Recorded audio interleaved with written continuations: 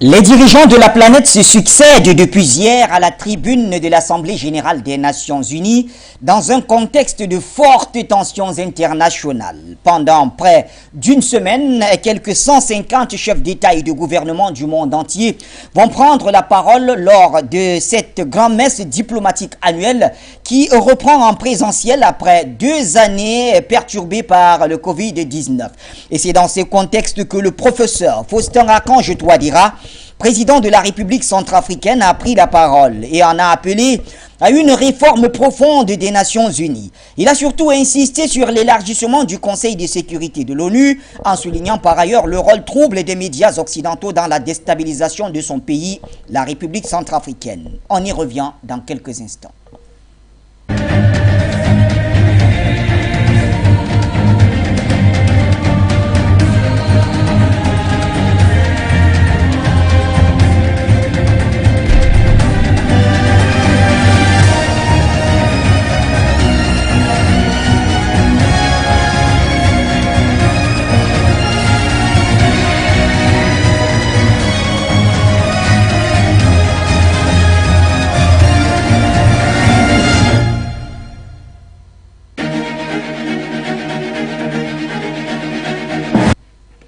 Bonsoir l'Afrique et bonsoir le monde. Bienvenue mesdames et messieurs à cette édition du Point sur l'actualité.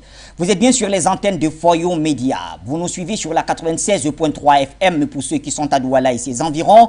Pendant ce temps, d'autres nous suivent sur les satellites Eutelsat et Amos. D'autres sont sur les plateformes de diffusion digitale telles que Facebook et YouTube. Et naturellement, vous avez aussi téléchargé l'application de Foyo sur Play Store et tout cela nous honore. Merci donc. Ce soir, nous parlons de la 77e Assemblée générale des Nations unies, avec en toile de fond le président Faustin Archange Touadéra de la RCA qui appelle à une réforme des Nations unies et l'élargissement du Conseil de sécurité. Il faut bien préciser que le président Touadéra en a profité pour lancer un coup de gueule concernant le rôle trouble des médias occidentaux dans la déstabilisation de son pays, la République centrafricaine. Et pour en parler, Jonathan Batengeni, consultant permanent de cette émission, est avec nous. Bonsoir Dio.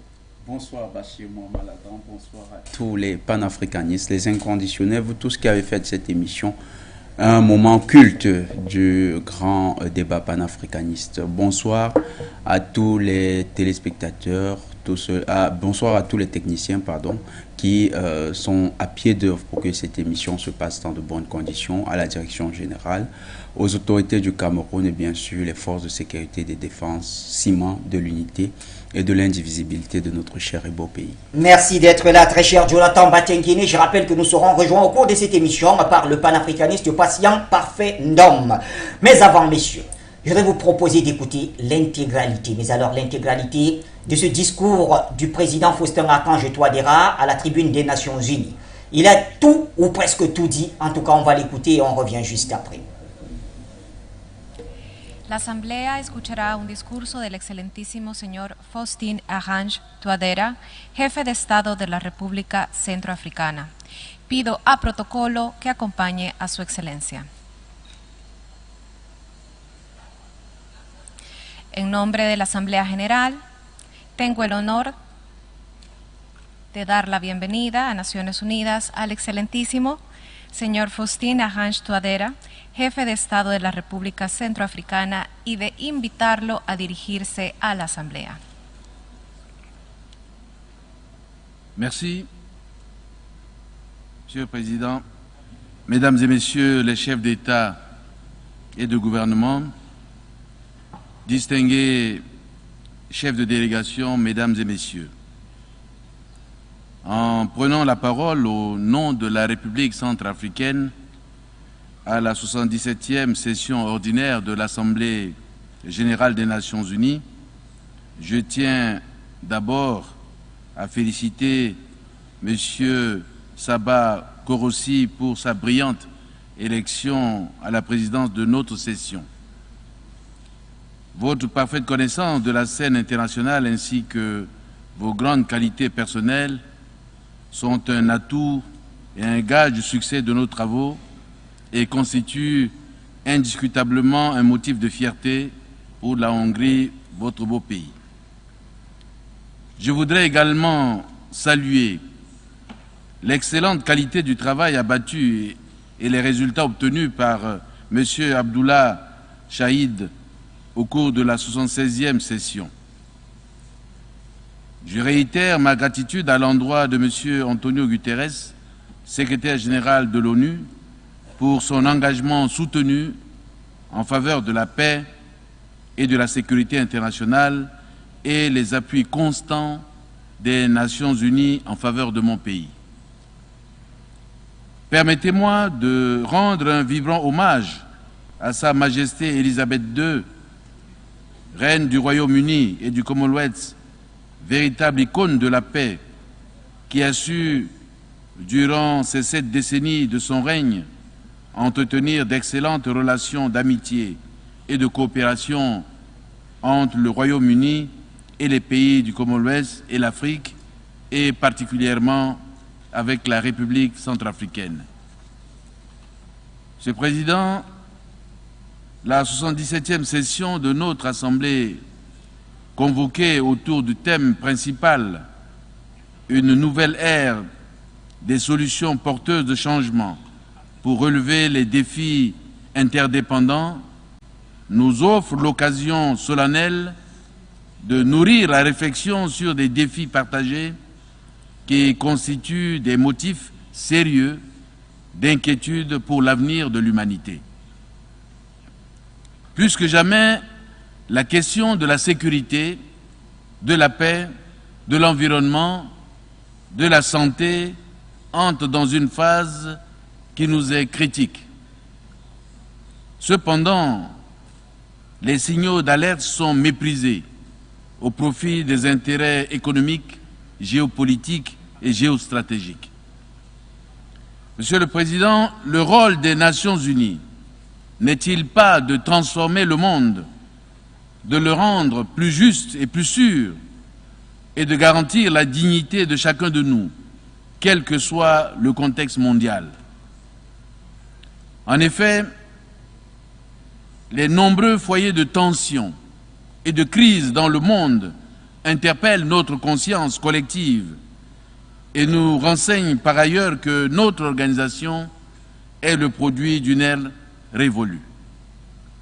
C'est pourquoi la République centrafricaine réitère son soutien à la position commune de l'Union africaine qui appelle à la réforme profonde de l'ONU et à l'élargissement des sièges des membres du Conseil de sécurité pour une participation plus juste et plus représentative de tous les continents. Monsieur le Président, la protection de l'environnement, c'est-à-dire de notre cadre de vie, est l'un des défis interdépendants que nous devons absolument relever. Il est temps que les plus grands pollueurs honorent leurs engagements, notamment la mise en œuvre de l'accord de Paris et de la solidarité internationale pour la justice climatique à l'égard des populations les plus vulnérables. Monsieur le Président, le Covid-19 nous a enseigné que la sécurité sanitaire mondiale est un impératif pour toutes les nations sans exclusive. Mon pays se réjouit du changement de paradigme qui s'opère dans le secteur de la santé et de l'élan de solidarité sans précédent qui l'accompagne, notamment l'accès aux vaccins contre la poliomyélite, le Covid-19 et bientôt le vaccin contre le paludisme. C'est donc avec fierté que mon pays a accédé au statut de pays libre de la poliomyélite et vacciné 50% de la cible nationale contre le Covid-19. Je salue et encourage l'initiative de santé et de préparation aux urgences mise en œuvre par l'Organisation mondiale de la santé. La République centrafricaine est fière d'en être l'instigatrice et le premier pays pilote avec des retombées tangibles sur l'amélioration de sa capacité à gérer des épidémies. Monsieur le Président, la République centrafricaine a vu son élan vers le développement ralenti ces dernières années par de graves crises sécuritaires et sanitaires exacerbée par le déficit persistant d'appui financier de la part de la communauté internationale, entraînant notamment la perturbation des productions agricoles, forestières et minières. Dans sa situation d'État fragile, confronté à l'insécurité alimentaire et à un déficit criard de ressources matérielles et humaines, la République centrafricaine continue de consentir d'énormes sacrifices afin d'améliorer sa gestion macroéconomique et sa gouvernance fiscale. Ainsi, avec l'appui des partenaires, mon pays a su mettre en place des réformes ambitieuses permettant de renforcer la mobilisation des recettes et l'optimisation des dépenses publiques. Mon pays attend le rétablissement du programme de facilité élargie de crédit suspendu par le Fonds monétaire international afin de soutenir l'amélioration des ressources domestiques pour faire face à l'absence des appuis budgétaires des partenaires techniques et financiers et la digitalisation des menus recettes. Des pistes de solutions restent à explorer à travers des mécanismes régionaux et internationaux, dans un esprit d'interdépendance afin de relever les défis du développement des infrastructures physiques, transport, énergie, eau, éducation, santé, par la mise en œuvre des programmes adaptés et la mobilisation de financement à travers le partenariat public-privé. Des défis de l'accès au marché des capitaux pour le financement des projets de développement dans le cadre du partenariat État-secteur privé. De développement et de la coordination des politiques commerciales et des relations économiques avec les autres régions. Des défis de l'appui au système éducatif par la formation des formateurs et la création des centres de formation professionnelle. De développement d'une économie résiliente capable de résister aux chocs internes et externes à travers la diversification de l'économie et l'appropriation des nouvelles technologies. Des défis de développement des mécanismes de financement innovants destinés à la fois à l'agriculture et au climat afin d'améliorer l'accès au capital financier nécessaire pour développer le secteur agro-pastoral. Défis de promotion des solutions et approches intelligentes face au changement climatique et adaptées au contexte national. Monsieur le Président, la République centrafricaine est le premier pays d'Afrique à adopter le Bitcoin comme monnaie de référence paiement numérique et le premier au monde à adopter à l'unanimité le projet de loi régissant les crypto-monnaies. Cette initiative ambitieuse et innovante présente un potentiel énorme pour repositionner l'économie, améliorer les perspectives et changer le destin des Centrafricains en cette époque où il faut s'ouvrir à de nouveaux horizons et à des solutions qui vont au-delà du conventionnel. Il est établi, Monsieur le Président, que la République centrafricaine contribue à la recherche des solutions porteuses de changement pour relever les défis interdépendants avec plus d'engagement et de conviction.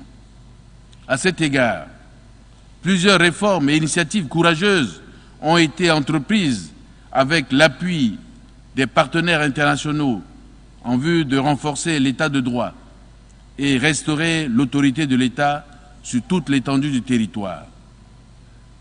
Par ailleurs, les mesures courageuses prises par le gouvernement dans le cadre de la lutte contre l'impunité, la mise en œuvre de l'accord politique pour la paix et la réconciliation du 6 février 2019 et de la feuille de route conjointe de Luanda, ainsi que les recommandations du dialogue républicain, ont favorisé la décrispation du climat sociopolitique national. Fidèle à ses engagements internationaux, la République centrafricaine a aboli la peine de mort le 1er juin 2022 et adopté le 31 août de la même année une loi relative à la lutte contre la traite des personnes, ainsi qu'un code de la protection de l'enfant. Monsieur le Président, c'est avec un intérêt particulier que j'ai noté la condamnation ferme par le Conseil de sécurité dans sa dernière résolution 2648-2022 du 29 juillet 2022 des attaques perpétrées contre les paisibles populations civiles par les groupes armés. Je note également avec satisfaction la position du Conseil à l'encontre des réseaux transnationaux de trafiquants qui continuent d'approvisionner les groupes armés en armes de tout calibre, en me félicitant des avancées significatives qui ont permis de lever substantiellement l'embargo sur les armes imposées à nos forces de défense et de sécurité. Je tiens à transmettre la gratitude du peuple centrafricain à tous les pays amis et frères qui soutiennent fermement notre demande de levée totale de l'embargo. Je déplore cependant les manœuvres tendant à légitimer les groupes armés et à maintenir insidieusement l'embargo. À qui profite le crime? Monsieur le Président, la République centrafricaine a beaucoup souffert des erreurs d'appréciation et des désinformations qui ont malheureusement trop duré. La jeunesse centrafricaine constitue une réserve d'élite qui n'attendent que la paix et la sécurité pour développer leur pays. Je tiens à dénoncer les campagnes de désinformation et de manipulation tendant à décrédibiliser puis à déstabiliser par la force les institutions démocratiques de la République centrafricaine. Ces campagnes menées par certains médias internationaux sur fond de néocolonialisme aux contours flous et menaçants, dont le succès tient moins à leur véracité qu'à des ficelles rhétoriques éprouvées, sont uniquement motivées par la préservation des intérêts géostratégiques et géopolitiques de certains États, loin des intérêts vitaux du peuple centrafricain. La République centrafricaine réclame de ses partenaires un rapport de confiance et de respect mutuel. Elle est toujours disposée à coopérer avec tous les pays du monde pourvu que ses intérêts vitaux et sa souveraineté soient respectés. Je souhaite donc plein succès à nos travaux. Vive la solidarité internationale. Je vous remercie.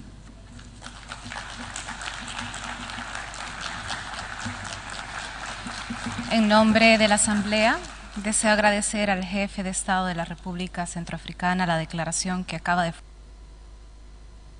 Merci donc à la réalisation pour cet élément. On a écouté l'intégralité du discours du président Faustin Archange Touadéra de la République centrafricaine. Et cela nous ramène vers vous. Alors le président a soulevé un certain nombre de points. Et très cher Jonathan Batengene, avant peut-être d'y arriver, l'ONU de manière générale, quel est le regard que vous portez sur cette institution qui aujourd'hui rassemble quand même tous les États en son sein à New York pour cette 77e Assemblée générale?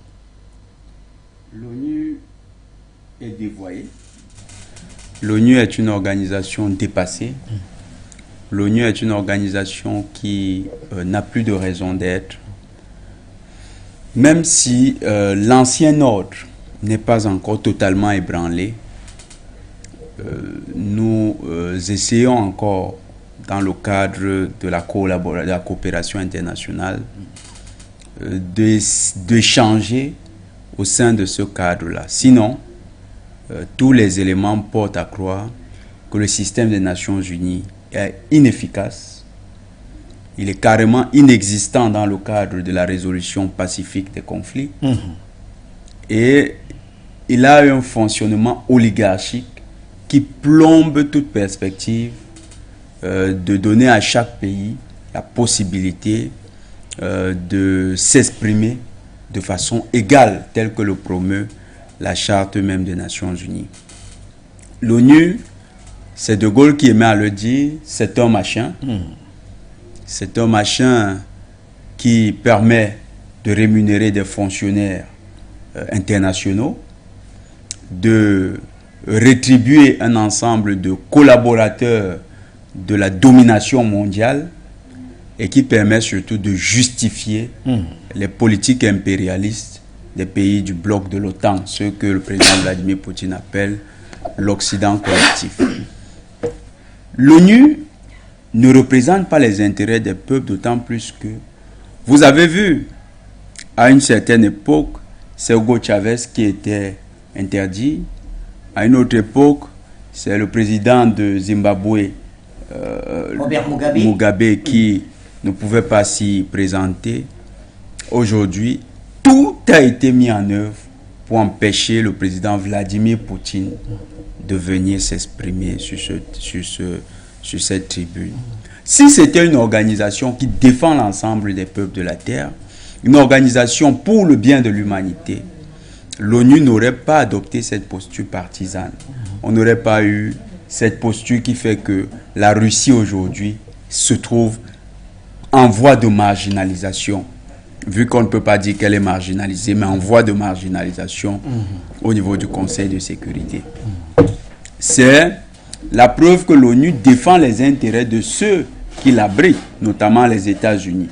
Les États-Unis se sont arrangés à ce que l'ONU soit leur instrument, soit essentiellement la continuité de leur politique et le point qui favorise leur politique dominatrice sur le monde.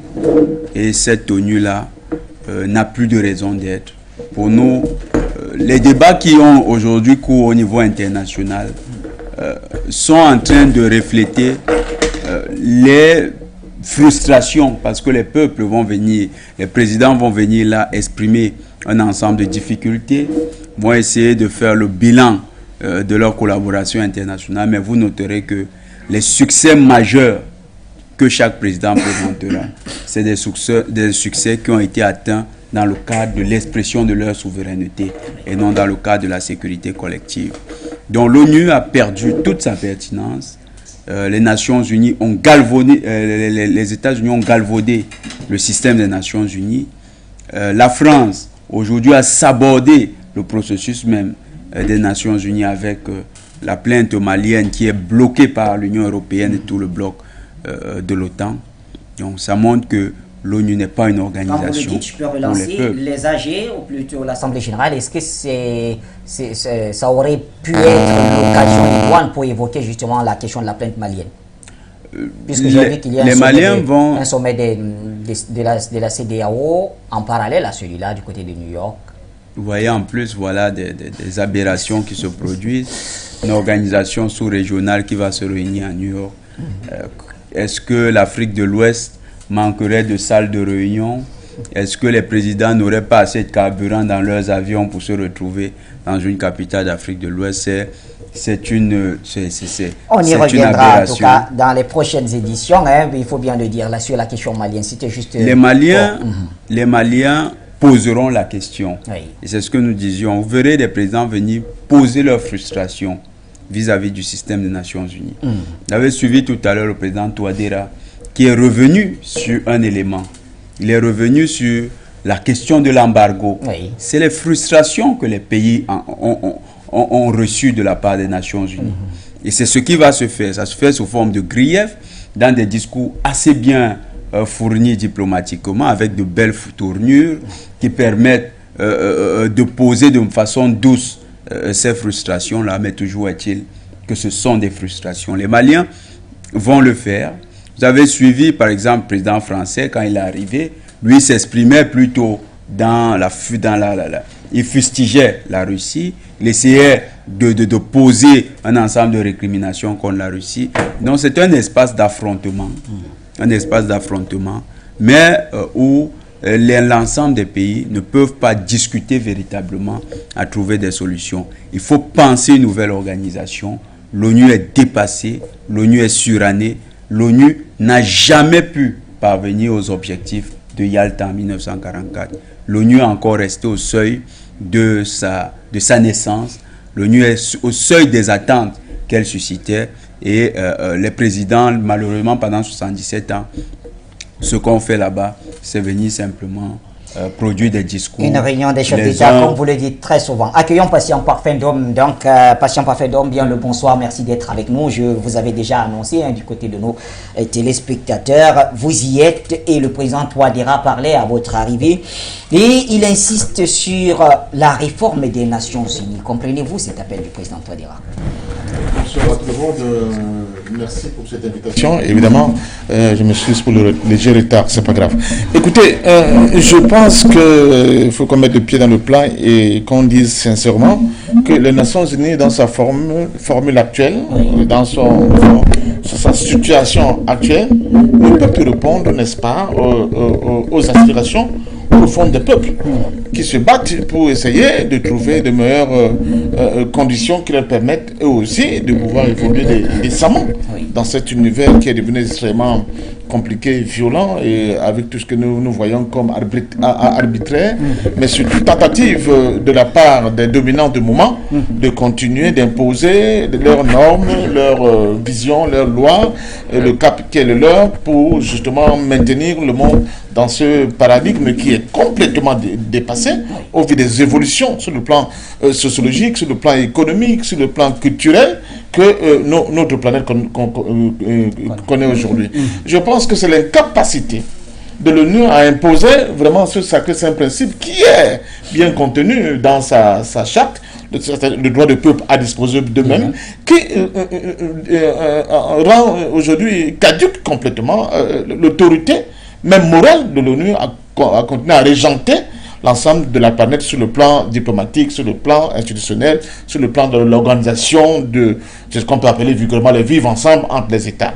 L'ONU continue de consacrer, d'accepter, de valider cette colonisation rampante, surtout pour les pays africains que nous sommes, qui aujourd'hui, pour tous ceux qui observent le monde, est une incongruité que personne ne peut expliquer. Et pourquoi cela est possible? Cela est possible parce que depuis la création de l'ONU, mais surtout depuis la chute du mur de Berlin, les puissances occidentales ont profité de ce grand moment que quelqu'un appelait la fin de l'histoire, vous vous souvenez, pour arrêter, gangréner complètement l'organisation, la mécanique, la structure même ONU, au point de ne plus accepter qu'il y ait d'autres voix dissonantes au sein de la communauté internationale qui puisse mettre à mal cette logique bien pensante de l'Occident qui voudrait ce statu quo. Ce statu quo qui est quoi? Qui est qu'il y a un Occident qui est maître de tout, qui pense pour le monde, qui d'ailleurs s'est autoproclamé gendarme, n'est-ce pas, de notre planète, mais surtout qui a établi des normes, des références et des référents qui font que chaque fois qu'elles seront en contradiction avec la volonté de certains peuples de notre planète, ça va créer des guerres. Oui. Et c'est ce que nous avons constaté, que ce soit en Libye, que ce soit en Côte d'Ivoire, que ce soit en Irak, que ce soit même en Afghanistan, au Yémen, en Somalie, etc. etc. Et aujourd'hui, justement, cette volonté des peuples, eux, qui se sont inscrits justement en droite digne des préceptes qui sont contenus dans la charte de l'ONU, c'est-à-dire ce principe des droits des peuples à disposer d'eux-mêmes, se trouve face à un mur. Et ce mur est beaucoup plus validé par les fonctionnaires de l'ONU eux-mêmes, dont le recrutement, à mon sens, n'a pas été un recrutement innocent. C'est un recrutement qui, à la base, doit justifier, conforter, mais surtout cimenter complètement l'ordre établi tel qu'il est aujourd'hui, mais qui est fait d'injustice, d'iniquité, d'humanité même, de racisme dans un certain sens, et qui ne peut pas permettre aujourd'hui que ceux qui ont été confinés dans ce qu'on appelle la périphérie, puissent aussi sortir la tête de l'eau et voir un peu de soleil. Oui. Conséquence, l'institution fêtière, en réalité, du point de vue décisionnel, qu'est le Conseil de sécurité de l'ONU, est aujourd'hui bloqué. Oui. Il est bloqué entre des intérêts antagonistes et divergents, entre ceux, les tenants d'un monde unipolaire qui ne doit pas du tout bouger, comme si nous étions dans un cosmos où on ne voit pas les variations, les déplacements, les dynamiques, n'est-ce pas, que nous voyons au niveau du cosmos. Donc, ils ont figé dans le temps, dans l'espace et dans la durée cette réalité géopolitique. Et un nouveau monde qui est celui des pays émergents en réalité, dont la face la plus visible aujourd'hui ce sont les BRICS, mais il n'y a pas que les BRICS. Il y a beaucoup de pays à travers le monde aujourd'hui qui estiment qu'il faut qu'on aille vers la création de nouveaux paradigmes avec un monde multipolaire. Et là-dedans, on est surpris de constater qu'un certain leadership dynamique n'est pas le fruit des espaces qui ne sont pas ceux de la périphérie, mais sont authentiquement dans les espaces, comme c'est le cas avec le président Faustin Touadéra, mais aussi avec Assimi Goïta et d'autres leaders dans ce que j'appelle le sous-continent, et qui démontrent aujourd'hui à la face du monde qu'un autre monde est possible. Un monde fait de relations, de solidarité, mais surtout un monde qui en réalité met les préoccupations de l'humain au centre de leurs préoccupations premières. Et c'est pour cela que je pense qu'à juste titre, nous constatons que la formule actuelle avec laquelle fonctionne l'ONU est devenue totalement obsolète. Elle bloque complètement les dynamiques de développement et de capacité pour le peuple du monde à pouvoir embrasser leur destin sans qu'il y ait un tuteur quelconque, n'est-ce pas, qui a une épée de Damoclès qui fausse leur tête. C'est ça le sens de la liberté. C'est ça le sens de l'indépendance. C'est ça le sens, justement, du fait qu'on se dise je suis un homme. Alors, on ne peut pas continuer avec cette injustice. C'est pour cela qu'il faut réformer ce Conseil de sécurité de l'ONU. Mais il faut recadrer complètement, j'allais redéfinir les termes même qui ont fondé cette tenue-là, qui a été créée, vous vous souvenez, après la mort de la Société des Nations, soi-disant pour un monde de paix, un monde sans guerre, un monde de solidarité, etc. etc. Aujourd'hui, la réalité, des décennies après, on se rend bien compte que les États-Unis, n'est-ce pas, l'oncle Sam, le Big Brother, et l'ensemble des pays occidentaux ne l'entendent pas de cette tourelle. C'est pour cela que le peuple centrafricain souffre. Et avec tous les manigances que nous connaissons, avec des forces endogènes, qui sont en réalité des hommes liges de cet Occident, qui sont dans la participation, dans le travail de fond, mais aussi par l'encadrement que cet Occident, de bloquer complètement toute dynamique qui puisse permettre justement à la Centrafrique aujourd'hui de renouer avec cette liberté qui n'aurait jamais dû perdre si les hommes étaient vraiment des hommes, c'est-à-dire qu'un homme voilà un autre homme. Il ne fallait pas qu'on arrive là, malheureusement. Nous sommes passés par l'esclavage, ne l'oublions pas, par la colonisation, et depuis presque un siècle aussi, dans un néocolonialisme rampant qui ne veut pas du tout mourir. Et ça, c'est de la responsabilité des véritables hommes sur notre continent, mais des hommes, tous les hommes dans le monde, à travers le monde, épris de liberté, de bousculer cette réalité-là, de casser, n'est-ce pas, cette maison faite d'iniquité pour donner enfin de vrais visages de l'humain et restituer à l'être humain la véritable humanité qui n'aurait jamais dû abandonner. Eh bien, merci, patient parfum d'homme. Voilà qui est dit. Jonathan Batenguine, pourquoi l'ONU, ou plutôt l'Occident, semble faire la sourde oreille quand même à chaque fois qu'on lance l'appel à la réforme de l'ONU, à un élargissement du Conseil de sécurité, etc. Il faut bien le dire, le président Touadéra n'a fait que rappeler ce que les autres aussi avaient dit. Avant lui, avant son discours, il y a Recep Tayyip Erdogan lui-même qui en avait évoqué d'ailleurs. L'Occident ne croit pas que le monde a changé. L'Occident est resté dans les prédispositions d'un monde de 1884, 1885 avec le Congrès de Berlin. Un ordre international qui était ultra dominé par les puissances occidentales. Et l'Occident est toujours dans cette perspective-là. L'Occident raisonne avec ce logiciel. Il faut noter qu'à 1944, lorsqu'il y a la conférence de Yalta, les trois pays vainqueurs de la Deuxième Guerre mondiale, l'URSS, l'Angleterre et les États-Unis, quand ils se retrouvent à Yalta, aujourd'hui en Crimée, ils discutent d'un nouvel ordre mondial sur les bases de la SDN. Mais cet ordre mondial est un ordre mondial bipolaire. On sort d'un ordre mondial unipolaire qui était uniquement dominé par les puissances du continent de l'Europe avec l'appui des États-Unis, vers un ordre mondial bipolaire où on a l'URSS qui sort de la posture d'enfermement où, à la Première Guerre mondiale, avait voulu les confiner les États-Unis et l'Angleterre, vers une situation où l'URSS pèse de tout son poids dans le jeu international. On sort donc de là avec un ordre bipolaire. Cet ordre bipolaire est appuyé sur un ensemble de rapports, est caractérisé par un ensemble de rapports de force au Conseil de sécurité. Les deux grandes puissances de l'Est sont les deux grandes puissances communistes sont dans le Conseil de sécurité et les trois puissances majeures du libéralisme sont également dans le Conseil de sécurité. La Grande-Bretagne, la France et les États-Unis. Ce rapport de force bipolaire qui avait gouverné également le monde pendant un certain moment, s'est effondré à partir des années 90, après la perestroïka et la chute du mur de Berlin. On a vu un nouvel ordre se créer, cette fois-là, un unidimensionnalisme états-unien qui avait cru qu'il avait triomphé de toutes les hégémonies compétitives et concurrentes et désormais devait s'étaler à l'ensemble de l'humanité. D'ailleurs, le grand frère Patient Parfait a parlé de la fin du monde, du fameux du français, en tout cas, j'oublie son nom. Il a un nom très japonais. Il a un nom très japonais. Fukushima, voilà. Fukushima. Donc, avec cette notion de la fin du monde, eux, ils croyaient que désormais, c'est leur ordre mondial qui s'impose. On quittait de l'ordre bipolaire vers un ordre unipolaire.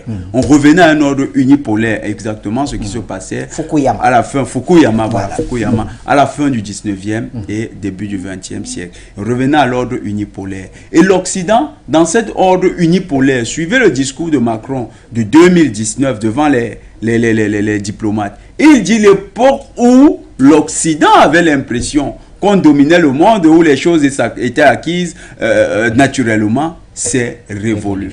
En fait, ça résume clairement le sentiment occidental aujourd'hui. Mais ça résume aussi les aspirations des autres peuples qui ont émergé entre-temps. Par exemple, la Turquie a su se reconstruire. L'Empire ottoman, qui était sorti très effondré à la fin du 19e siècle, est revenu en puissance. La Turquie a su se reconstituer. La Russie, qui était sortie en lambeaux avec l'URSS en 90, s'est reconstituée. Gorbatchev, qui avait cassé la Russie, cette Russie s'est reconstituée. Cette Russie est devenue une puissance pertinente. La Chine, qui était le géant au pied d'argile que les Occidentaux avaient démembré à la fin du 19e siècle, la Chine est devenue la première puissance économique mondiale. Et cette Chine s'affirme.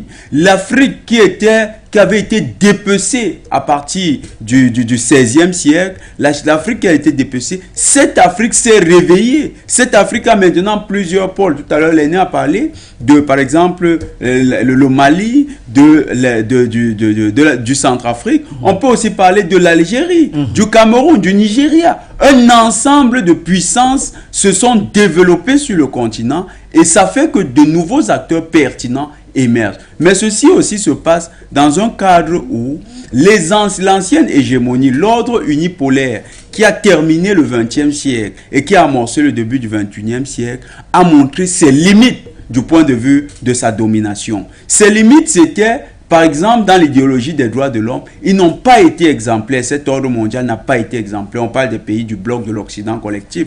Ils n'ont pas été exemplaires en matière de respect des droits de l'homme.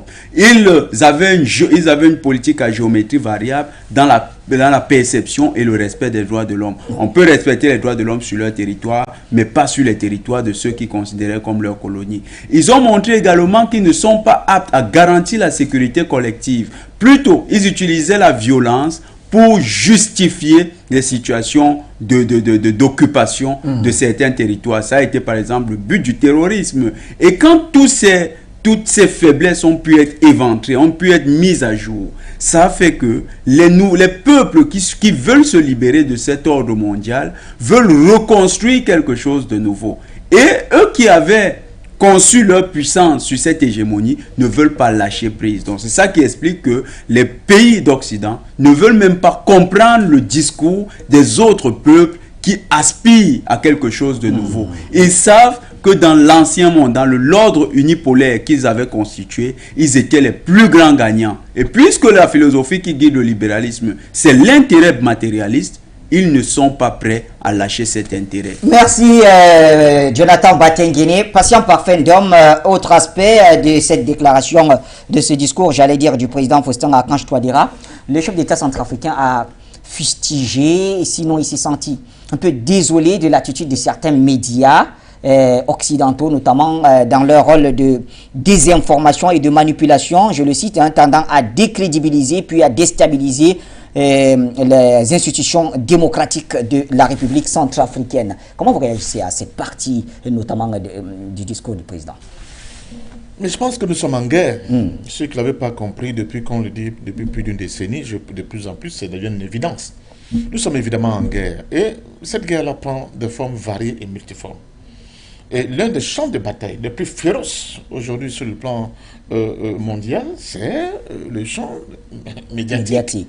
Pourquoi? Là aussi, on voit ce qui est en train de se produire. C'est un bouleversement. Le dire à la tribune des Nations Unies, quelle est la portée? Mais la portée est la suivante. Mais il ne répond qu'en réalité à une attaque de M. Macron, qui, après avoir constaté que il y a de nouvelles dynamiques, surtout authentiquement africaines, qui ont occupé l'espace médiatique où maintenant l'Afrique parle au nom de l'Afrique. Oui. Ce n'est plus les médias mainstream qui sont les plus écoutés aujourd'hui. Et face à ce danger-là, ils ont réagi. La manière dont ils savent le mieux réagir avec cette violence et cette barbarie, mais surtout en agressant, en mettant le cash flow. Attention, c'est pour ça que quand on le dit, on parle à nos décideurs, à nos hommes d'affaires, à nos intellectuels. Attention, cette guerre-là, elle ne se fera pas sans le nerf de la guerre qui est arrêté le tendon d'Achille de la résistance naissante sur le chantier, n'est-ce pas, médiatique. Or, quand vous êtes en capacité de dénouer les chaînes qui sont dans la tête, cette chaîne mentale, vous avez gagné la guerre. Le plus difficile, disait l'un des penseurs africains, ça ne va pas être la fin de la colonisation, mais ça va être la fin de la colonisation mentale. Et c'est là où tout se joue aujourd'hui. Donc, effectivement, le président Faustin Archange Touadéra a raison. Ceux qui étaient encore dans des illusions, en se disant que l'information est neutre, ils voient très bien aujourd'hui que l'information n'a jamais, alors là, du tout, jamais été neutre. On voit des médias français où les gens ne font plus de journalisme. Ils sont devenus des propagandistes à ciel ouvert et qui n'ont même pas en toute honte but, qui racontent des mensonges à ne plus en finir. C'est ce que nous voyons. Mais je suis désolé souvent de dire que ce sont les derniers soubresauts de la Phalène. Parce que c'est un philosophe, le leur, d'ailleurs, Dieu merci qu'il soit le leur, un Allemand, du nom de Hegel. Oui. Qui disait que les êtres humains ont ceci de particulier qui ne savent pas retenir les leçons de l'histoire. C'est l'incapacité de l'élite occidentale aujourd'hui à tirer et à comprendre les leçons de l'histoire qui les amène dans cette fuite en avant qui en réalité va déboucher sur leur défaite à la fois morale, intellectuelle, culturelle, etc. Parce que le monde, tel qu'il existe aujourd'hui, ne répond plus au doigt et à l'œil aux injonctions de cette élite occidentale. Il y a une révolte. Alors pourquoi? Mais avant ce monde unipolaire dominé par les États-Unis, il y a eu des empires. Hein? Oui, beaucoup. Il y a la Rome antique. Oui. Elle a été défaite par les barbares. Ce qu'ils appellent les barbares. Donc ceux qui étaient à la périphérie de Rome. Comme nous aujourd'hui, nous sommes à la périphérie de la construction qui est la leur qu'ils appellent le monde libre. Cher Samir Amin. Oui. Sous les coups de butoir de ces barbares-là, la Rome antique a été défaite. Oui. Quand on prend tous les grands empires, la Byzance et tout ça, tout à l'heure, elle est venue sur l'Empire ottoman, etc. Tout ça s'est effondré à un moment parce qu'en réalité, elle ne répondait plus aux aspirations possibles, aux aspirations d'un monde qui était devenu très en mutation totale. C'est ce que l'Occident ne comprend pas encore. Donc la guerre que tout l'Occident est en train de mener la Russie en Ukraine, ce n'est pas une guerre russo-ukrainienne, c'est faux. C'est la guerre de l'OTAN contre la Russie. Elle a pour vocation à essayer de perpétuer, à essayer de prolonger ces dominations. Et quand on a le big picture, le grand tableau, on voit que ce soit au Mali, que ce soit surtout en Centrafrique, il y a un problème de fond pour eux. Il ne faut pas que l'Afrique leur échappe. Ce n'est pas seulement ce chancelier allemand qui disait Helmut Kohl, surtout que, pas que l'Afrique s'industrialise. Ouais. Mais s'industrialiser, ça veut dire quoi? Ça veut dire qu'il y a un cadre sur le plan institutionnel qui a été mis en place, qui est l'émanation de la volonté de ce peuple-là, de cet espace-là, de pouvoir en main se saisir sa destinée et construire, n'est-ce pas, des mécanismes sur le plan économique, social et culturel qui peuvent permettre justement à son peuple lui aussi d'émerger. Or, qu'est-ce qu'on constate en Centrafrique? Quand on bloque, par exemple, la question de la Constitution, avec l'aval de Paris, avec une opposition, en réalité, qui ne sont que, excusez-moi le terme, mais des chiens couchants de l'impérialisme, c'est pour bloquer justement l'avènement d'une Centrafrique libre et indépendante, mais surtout d'une Centrafrique prospère. Alors, si vous n'avez pas la bonne information que vous pouvez donner à votre peuple, vous n'avez pas la bonne éducation politique que vous pouvez instiller au sein de vos populations, ils vont continuer à penser que ce que RFI, France 24 et tous les CNN leur disent, c'est ça qui est la vérité. Ils ne voient pas qu'en réalité, c'est la question de vos intérêts, la question de vos richesses qui intéresse tous ces gens-là, toute cette élite-là. Ce n'est pas du tout de manière philanthropique que vous voyez les soldats français au niveau du Sahel. C'est faux. J'ai l'habitude de vous dire, alors si la France est ce pays-là d'altruisme, d'humanisme, de tout ce qu'ils envoient les soldats au Yémen, on voit. Pourquoi ils ne sont pas humains? Pourquoi ont-ils déguerpi comme des rats l'Afghanistan? Pourquoi? Parce que justement, ils se sont rendus compte qu'ils n'avaient pas intérêt à y rester. Nous devons donc créer des conditions. Nous devons créer des armées multiformes et multidimensionnelles qui leur opposent cette résistance. Et c'est pour cela que le champ médiatique aujourd'hui est devenu le champ de cette bataille féroce par excellence et nous devons le comprendre. Donc le président Faustin Archange Touadéra a tout à fait raison. Il a tout à fait raison quand nous voyons ce que nous voyons, quand nous analysons ce qui est dit dans ces médias, dans ces même des revues, qui, à mon sens, étaient pour moi plus ou moins équilibrées. Je peux parler de monde diplomatique. Souvent, je me suis pris en disant le monde diplomatique au détour, n'est-ce pas, d'un article, de constater que mais c'est pas possible. Les gens ont complètement perdu la raison. Donc, Bachir, écoutez, le monde est fait ainsi. Le monde est fait ainsi. On dit que le début de la libération d'un esclave est d'abord la prise de conscience de son état d'esclave. À partir du moment où les Africains ont compris que dans ce monde-là, on n'avait pas notre place, mais surtout on servait de porteur d'eau éternelle à cette réalité politique, économique, et sociale et culturelle, nous avons aujourd'hui l'obligation de briser complètement, n'est-ce pas, ce glacis et permettre justement à nos peuples de pouvoir évoluer. Et c'est pour ça qu'une seconde pour sortir pour dire au peuple centrafricain, écoutez, dans l'histoire, il y a des peuples qui, à des moments donnés, jouent des rôles extrêmement importants pour la libération de tout un continent. Vous êtes dans cette situation aujourd'hui. Peuple centrafricain, vous êtes dans cette situation de la libération totale du continent africain. Ça passe par vous. Vous qui étiez hier considéré comme le maillon faible, c'est vous qui allez être le point de stabilisation de cette nouvelle résistance. Vous serez le barycentre de cette nouvelle résistance. À vous de le comprendre et de ne plus écouter les chimères des gens qui sont là depuis des centaines d'années et qui n'ont pas permis à la Centrafrique de pouvoir décoller. Au contraire, ils ont créé une situation de chenille permanent où ni la paix relative que vous avez aujourd'hui, ni le développement économique, au vu des richesses énormes que vous avez, ni sur le plan culturel, social et culturel, vous puissiez en bénéficier, tirer les dividendes de leur présence sur votre sol. Il faut les dégager de votre sol parce qu'il y a un nouveau leadership, n'est-ce pas, sous le magistère du président Faustin Archange Touadéra, éclairé. C'est ça que j'appelle souvent l'histoire béguet. Quand on voit ce que Boganda a planté, on était plus que désespérés. On a eu Abel Goumba, on était plus que désespérés. Touadéra revient. Je pense que le troisième homme est le bon, et à vous de le comprendre, et au peuple d'Afrique, surtout d'Afrique centrale, de le comprendre pour venir en soutien, n'est-ce pas, à cette nouvelle révolution. Merci, Patient Parfendom. Jonathan, on reviendra tout à l'heure sur un aspect que Patient Parfendom a soulevé tout à l'heure, la question, justement, vous savez, pendant qu'il y a cet appel à réformer les Nations Unies, il y a aussi des réformes sur le plan constitutionnel qui sont engagées en RCA, qui trouvent beaucoup, mais alors beaucoup de blocus.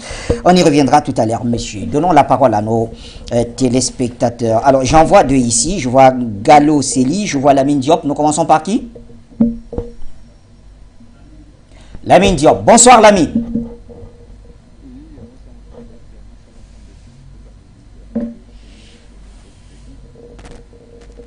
Lamine, bonsoir. Vous m'écoutez?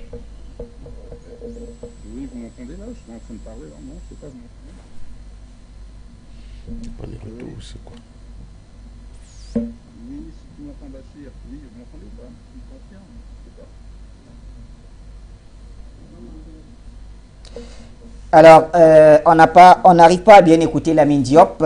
J'espère que ce n'est pas à notre niveau. Essayons de prendre l'appel de Ngalo Seli. Je le vois avec insistance ici. On y va ou on revient? D'accord, je reviens sur le plateau d'abord. Le temps de régler tout cela. Donc, messieurs, gardez votre mal en patience. On vous donnera la parole dès que possible. Allô? Oui, bonsoir, monsieur Ladan. Bonsoir, cher ami, allons-y. Oui, bonsoir à tous les téléspectateurs de For You TV et à tous vos invités. Monsieur Ladan, j'appelle pour dire que nous, les Africains, nous sommes en guerre et nous sommes à la croisée des chemins. Le travail est complexe, mais il faut que ce soit global. Moi, je ne pense pas que nous pouvons nous focaliser tout simplement sur la puissance médiatique pour vaincre les barbares occidentaux. Monsieur Parfendom l'a dit, que toutes ces civilisations-là ont été renversées par ce qu'ils appelaient les barbares. Mais ces barbares ne les ont pas renversés par des cris, par des aboiements. Non. Il faut que nous soyons armés. C'est-à-dire que hymne national dans toutes les classes, tous les matins, pour que les enfants, dès les bas âges, que les élèves, les enfants à l'école soient imprégnés du fait que nous sommes en guerre. Hymne national tous les matins. Deuxième chose, il faut s'armer. Comment se fait-il que toute l'Afrique n'a pas d'industrie d'armement?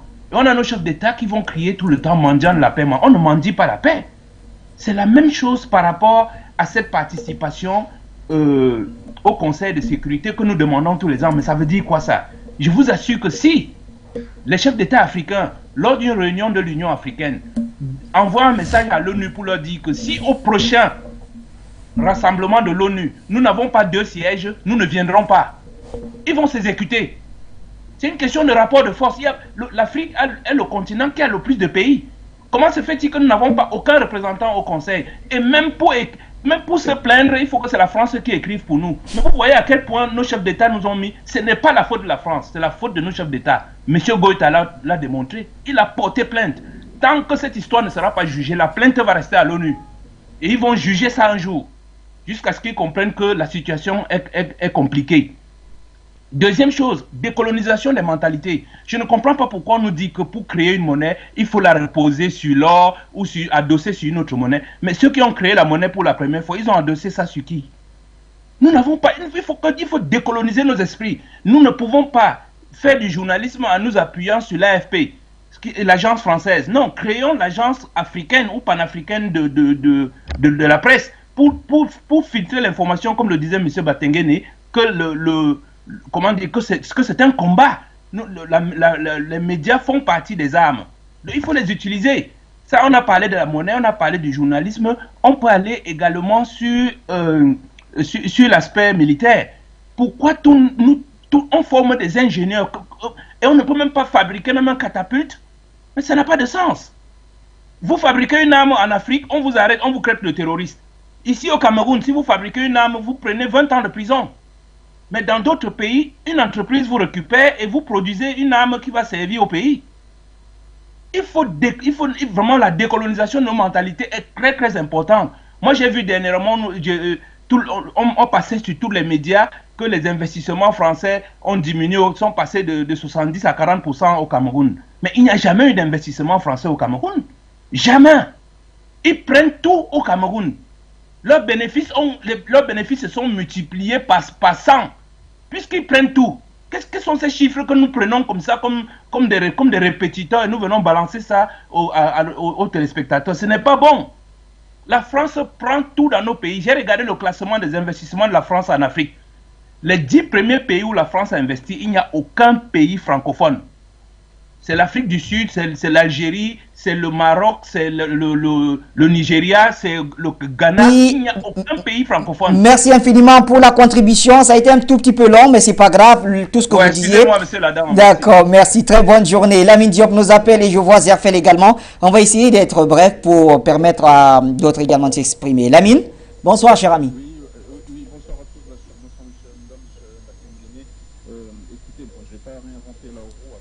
Alors, Lamine, le volume est très bas de votre côté. On ne sait pas ce qu'il y a.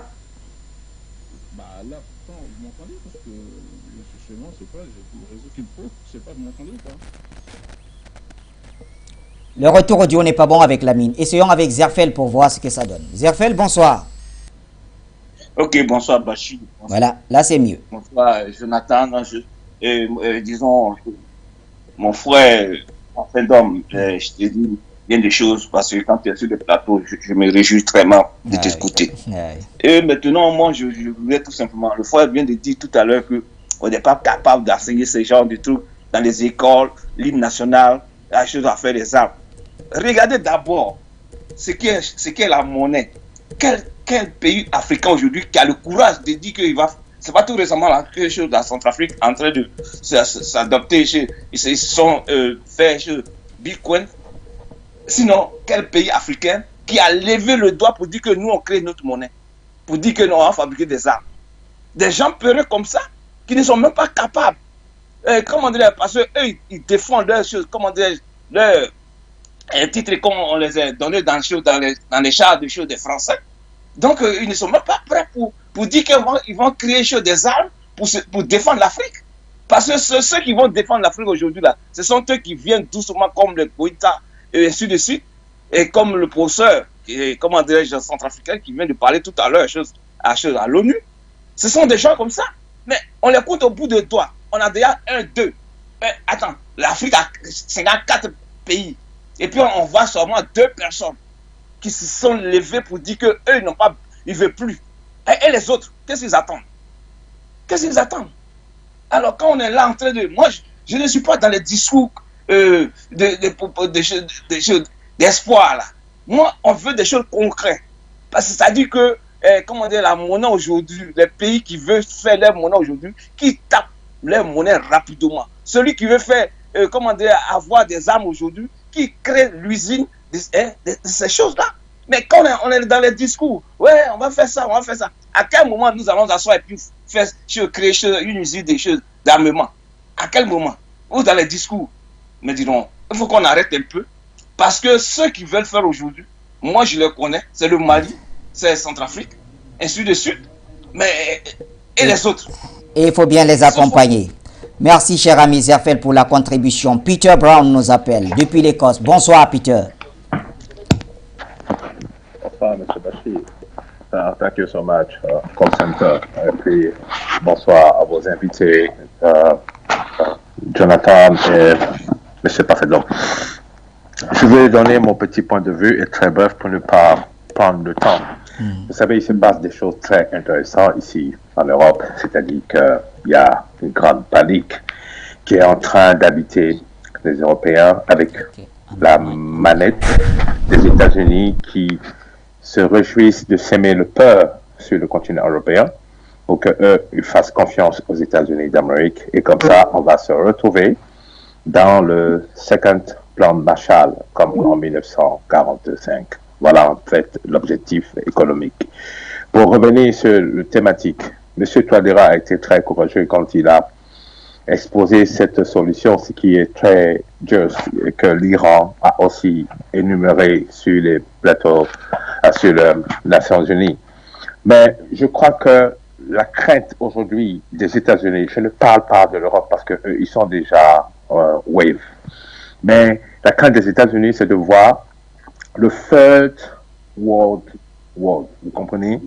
Et surtout, le troisième ordre mondial qui n'est plus en la faveur du dollar américain, mais qui sera en faveur du yuan et qui va accompagner toutes les nations asiatiques du Pacifique comme de l'Asie mineure et aussi l'Afrique qui est le gros morceau pour tout le monde parce que quand on entend le discours de M. Macron, on comprend un aveu d'impuissance d'un président qui est désemparé, désespéré, et qui essaie de prêcher l'évangile selon l'Europe, l'évangile selon la démocratie, selon l'Occident.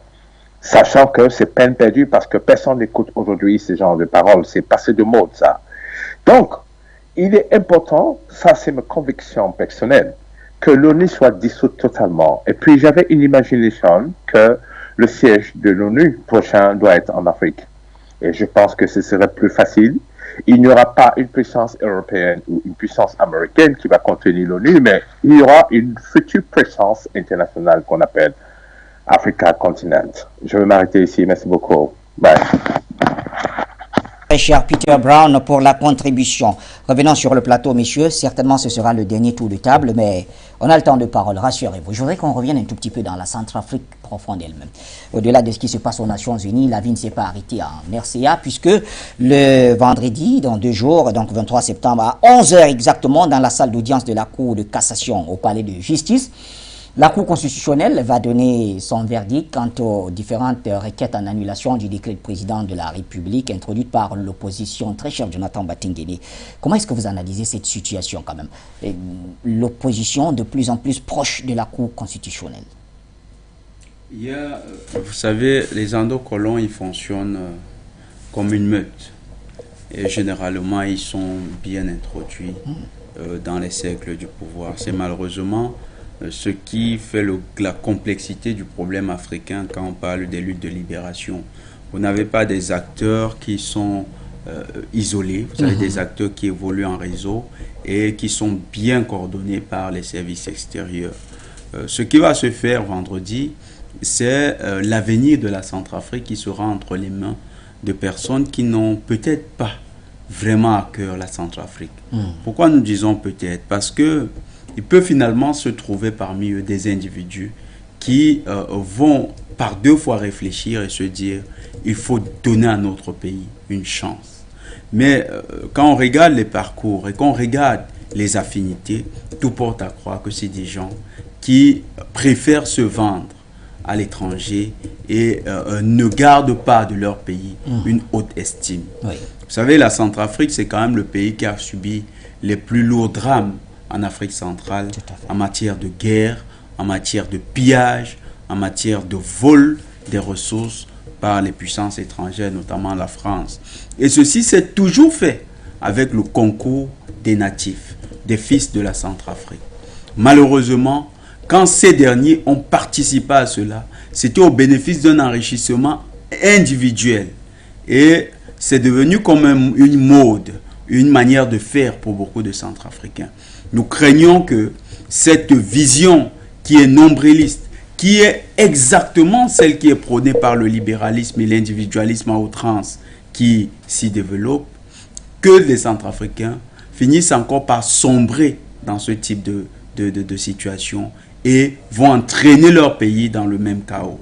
Nous interpellons aussi les autorités centrafricaines à peser de tout leur poids pour que, même si ces juges prennent des décisions malencontreuses, que le Parlement prenne son courage et que le Parlement, de manière souveraine, se réunisse et engage. Parce qu'il y a une démarche qui vise aussi, qui peut passer par la volonté du président, c'est-à-dire celle, il écoute le peuple et finalement prend l'initiative de la réforme constitutionnelle, mais il y a aussi l'initiative parlementaire qui peut être apportée. Et l'initiative parlementaire, elle est conforme au contrôle de constitution, elle est conforme à la constitution centrafricaine et elle pourrait être une option.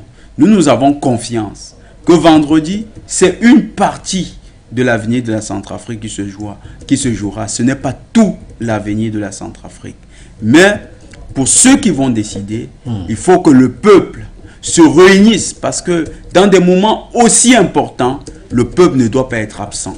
Il faut une mobilisation conséquente du peuple centrafricain devant le tribunal, devant les locaux du Conseil constitutionnel pour que la pression populaire soit un élément pertinent dans la prise de décision cette fois-là. Il faut que ce peuple s'exprime, se manifeste, car c'est ce peuple qui a quand même appelé à la modification, à la révision constitutionnelle. C'est ce peuple qui a appelé à ce que les institutions soient réformées et réécrites dans le sens de la nouvelle orientation donnée par le président Faustin-Archange Touadéra. Il faut donc que ce peuple ne soit pas le grand absent. Ce peuple devra être massivement convoqué pour que cette décision soit prise dans le sens qu'il a souhaité. Merci Jonathan Batingene. Patient par fin d'homme, des sources, c'est vrai que nous essayons de recouper, nous font savoir qu'il y a de plus en plus un rapprochement entre l'opposition dite radicale et certains éléments de la Cour constitutionnelle, notamment en ce qui concerne cette question de la réécriture de la Constitution. Ils demandent conseil par où attaquer, etc., etc. Est-ce que c'est de bon augure au moment où on s'attend quand même à la décision de cette Cour vendredi? Vous savez, chaque fois que des hommes dignes ont essayé de mettre en exécution un certain nombre de réformes, de dynamique dans le sens de la libération de leur situation, il s'est toujours trouvé qu'il y ait parmi eux des gens qui jouent les nègres de maison. Oui. Et on ne peut pas être étonné de l'attitude, n'est-ce pas? Ça fait partie de l'histoire des peuples. Et le peuple africain n'a pas été exempt de cette réalité-là. Oui. Donc, on peut bien comprendre qu'aujourd'hui, un certain type d'individus et de personnalités, une frange heureusement négligeable d'une certaine élite, qui est un peu orpheline de la France-Afrique de papa, essaie aujourd'hui de constituer une espèce de cinquième colonne pour tenter d'éventrer, n'est-ce pas, ce projet noble qui va restaurer la dignité de l'homme centrafricain à travers la réécriture de leur constitution. Voilà pour ceux qui ne veulent pas le comprendre. Une constitution qui a été adoptée par un gouvernement transitoire, avec des arrangements en réalité qui figent complètement, qui annihilent, j'allais dire, qui bloquent complètement le fonctionnement des exécutifs centrafricains. Comment on peut se développer dans un espace où la Constitution consacre en réalité l'immobilisme et ne peut pas permettre, n'est-ce pas, à l'exécutif, lui, qui est détenteur d'une légitimité populaire, de pouvoir justement mettre en branle le programme sur lequel il a été élu. Ça n'a aucun sens. Pour nos téléspectateurs qui ne comprennent pas, en Centrafrique par exemple, il y a des articles qui sont contenus dans cette constitution transitoire qui n'a pas été l'objet d'une constituante, d'une volonté du peuple, n'est-ce pas, de se doter d'une véritable constitution qui a arrêté la mère des lois.